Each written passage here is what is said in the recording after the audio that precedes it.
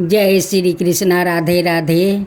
सभी श्रद्धालु भक्त जनों को मेरा सादर प्रणाम है।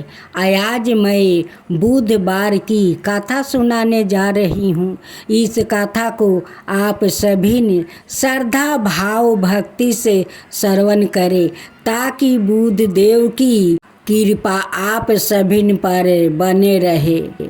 समातापुर नगर में मधुसूदन नाम का एक व्याकित रहता था। वो बहुत धनवान था। मधुसूदन का विवाह बलिरामपुर नगर की सुंदर और गुणवती लड़की संगीता से हुआ था। एक बार मधुसूदन ने अपनी पत्नी को लेने बुधवार के दिन बलिरामपुर पहुंच गया। मधुसूदन ने पत्नी के माता पिता से संगीता को विदा कराने के लिए कहा। माता पिता बोले, बेटा आज बुधवार है। बुधवार को किसी भी शुभ कार्य के लिए यात्रा करते नहीं है, क्योंकि बिल्कुल शुभ नहीं है बेटा। लेकिन मधुसूदन नहीं माना। उसने ऐसी शुभ अशुभ की बातों को नहीं मानने की बात कही। बहुत आग्रह करने पर संगीता के माता पिता ने बेबस होकर दोनों को विदा कर दिया। दोनों ने बैलगाड़ी से यात्रा आरंभ की। 2 कोस की यात्रा के बाद उसकी गाड़ी का एक पहिया टूट गया। वहाँ से दोनों ने पैदल ही यात्रा शुरू की। रास्ते में संगीता को प्यास लग गई। मधुसूदन ने उसे एक पेड़ के नीचे बैठाकर जल लेने चला गया। थोड़ी देर बाद जब मधुसूदन कहीं से जल लेकर आपस आया तो वो बुरी तरह हैरान हो उठा, क्योंकि उसकी पत्नी के पास उसकी ही शकल सूरत का एक दूसरा व्याकित बैठा था। संगीता भी मधुसूदन को देखकर हैरान रह गई। वो दोनों में कोई अंतर नहीं कर पाई। मधुसूदन ने उस व्याकित से पूछा, तुम कौन हो और मेरी पत्नी के पास क्यों बैठे हो? मधुसूदन की बात सुनकर उस व्याकित ने कहा, अरे भाई, यह मेरी पत्नी संगीता है। मैं अपनी पत्नी को ससुराल से विदा करा कर लाया हूँ। लेकिन तुम कौन हो जो मुझसे ऐसा प्रश्न कर रहे हो?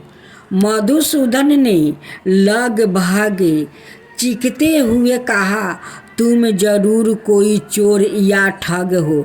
यह मेरी पत्नी संगीता है। मैं इसे पेड़ के नीचे बैठाकर जल लेने गया था। इस पर उस व्याकित ने कहा, अरे भाई, झूठ तो तुम बोल रहे हो। संगीता को प्यास लगने पर जल लेने तो मैं गया था। मैंने तो जल लाकर अपनी पत्नी को पिला भी दिया है। अब तुम चुपचाप यहाँ से चलते बनो, नहीं तो किसी सिपाही को बुलवा कर तुम्हें पकड़वा दूंगा। उन दोनों दूसरे से लड़ने लगा। उन्हें लड़ते देख कर बहुत से लोग वहाँ इकट्ठा हो गया। नगर के कुछ सिपाही भी वहाँ आ गया। सिपाही उन दोनों को पकड़ कर राजा के पास ले गया। सारी कहानी सुनकर राजा भी कोई निर्णय नहीं कर पाया। संगीता भी उन्हें दोनों में से अपने वास्तविक पति को नहीं पहचान पा रही थी।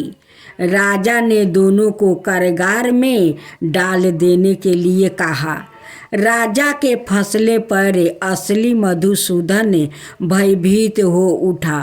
तभी आकाशवाणी हुई, मधुसूदन, तूने संगीता के माता पिता की बात नहीं मानी और बुधवार के दिन अपने ससुराले से प्रस्थान किया। यह सब भगवान बुध देव के प्रकोप से हो रहा है।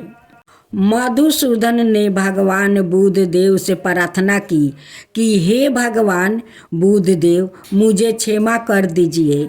मुझसे बहुत बड़ी गलती हुई है। भविष्य में अब कभी बुधवार के दिन यात्रा नहीं करूँगा और सदाए बुधवार को आपका व्रत किया करूँगा। मधुसूदन के प्रार्थना करने से भगवान बुद्ध देव ने उसे क्षमा कर दिया। तभी दूसरा व्याकुल राजा के सामने से गायब हो गया। राजा और दूसरे लोग इस चमत्कार को देखकर हैरान हो गया। भगवान बुद्ध देव की इस अनुकंपा से राजा ने मधुसूदन और उसकी पत्नी को इज्जत सम्मान पूर्वक विदा किया। कुछ दूर चलने पर रास्ते में उन्हें बैलगाड़ी भी मिल गई। बैलगाड़ी का टूटा हुआ पहिया भी जोड़ा हुआ था। दोनों उसमें बैठकर समातापुर की और चल दिया। मधुसूदन और उसकी पत्नी संगीता दोनों बुधवार को व्रत करते हुए आनंद पूर्वक जीवन बिताने लगे। भगवान बुद्ध देव की अनुकंपा से उनके घर में धन संपत्ति की वर्षा होने लगी। जल्दी ही उनके जीवन में खुशियाँ ही खुशियाँ भर गई। बुधवार का व्रत करने से इस पुरुष के जीवन में सभी मंगल कामनाएं पूरी होती है और व्रत करने वाले को बुधवार के दिन किसी आवश्यक काम से यात्रा करने पर कोई कष्ट भी नहीं होता है। जय गणेश जय गणेश देवा, माता रखी पार्वती पिता महादेवा। एक दंत दयावंत चार भुजधारी, माथे सिंदूर सोहे मूस की सवारी। जय गणेश जय गणेश जय गणेश देवा, माता रखी पार्वती पिता महादेवा। पान चढ़े फूल चढ़े और चढ़े मेवा, लड्डुअन का भोग लगे संत करे सेवा। जय गणेश जय गणेश जय गणेश देवा, माता रखी पार्वती पिता महादेवा। अंधन को आँख देते, कोढ़ियन को काया, बाजिन को पुत्र देते, निर्धन को माया। जय गणेश जय गणेश जय गणेश देवा, माता रखी पार्वती पिता महादेवा।